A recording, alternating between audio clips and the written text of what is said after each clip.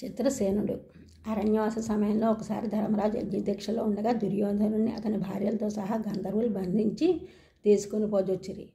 అప్పుడు ధర్మరాజు వారిని రక్షించవాలని తమ్ములకు చెప్పాను. గంధర్వులతో మంచి మాట్లాడి దుర్యోధనుని విడిపించుకురండి, సామోపాయానికి లొంగకపోతే మాత్రం యుద్ధం చేసైనా కార్యం సాధించుకురండి అని చెప్పాడు ధర్మరాజు. ఎలా అయితేనూ తుదకు అంగీకరించాడు భీముడు. దుర్యోధనుని విడిపించుకుని తిరిగి వస్తామని ప్రతిజ్ఞ చేశాడు అర్జునుడు. ఉత్సాహంతో వారిని అనుసరించారు నకుల సహదేవులు. అన్నగారి ఆజ్ఞ ప్రకారం ముందు సామోపాయమే ప్రయోగించాడు అర్జునుడు. మీకు మాకు విరోధం ఎందుకు, వదిలివేయండి దుర్యోధనుని, ఇది ధర్మరాజు ఆజ్ఞ, కాదనకూడదు మీరు అన్నాడు.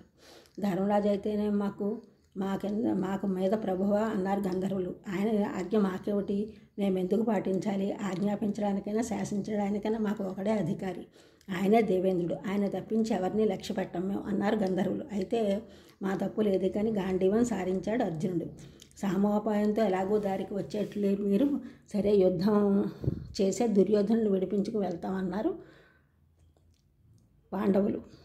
ఇటు పాండవులు అటు లక్షలాదిగా గంధర్వులు. భయంకరంగా జరిగింది యుద్ధం.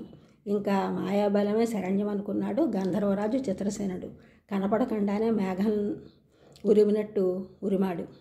తన పరాక్రమం అంతా చూపించాడు. మాట్లాడకుండా శబ్దభేది బాణాలు వదిలాడు అర్జునుడు. లిప్త కాలంలో మాయమయ్యేటట్టుగా చిత్రసేనుని శరీరం తూట్లు పడేటట్టు కొట్టాడు.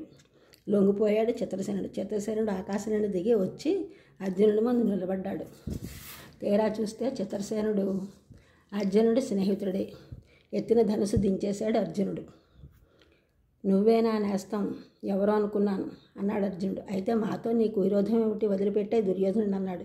వీడి సంగతి మీకు తెలియదు, వీడు అడవిలో మీరు కష్టపడుతున్నారు కదా, మిమ్మల్ని మీ ద్రౌపదేవుని హేళన చేయడానికి అవమానించాలని ద్వైతవనానికి వచ్చాడు ఈ దుర్మార్గుడు అన్నాడు చిత్రసేనుడు. ఇదంతా దేవేంద్రుడు తెలుసుకుని వారిని తాళతో కట్టి తీసుకురమ్మన్నాడు. నువ్వు అడ్డుపడకు అన్నాడు చిత్రసేనుడు.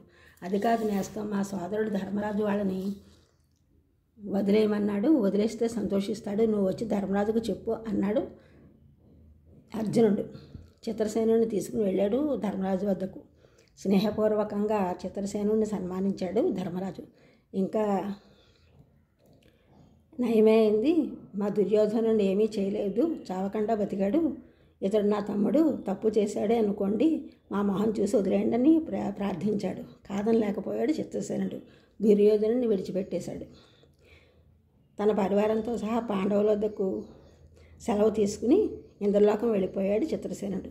జరిగిన విషయం అంతా దేవేంద్రుడికి చెప్పాడు. సంతోషించాడు దేవేంద్రుడు. ఈ ఛానల్ చూసిన వారిని కూడా సబ్స్క్రైబ్ చేయండి.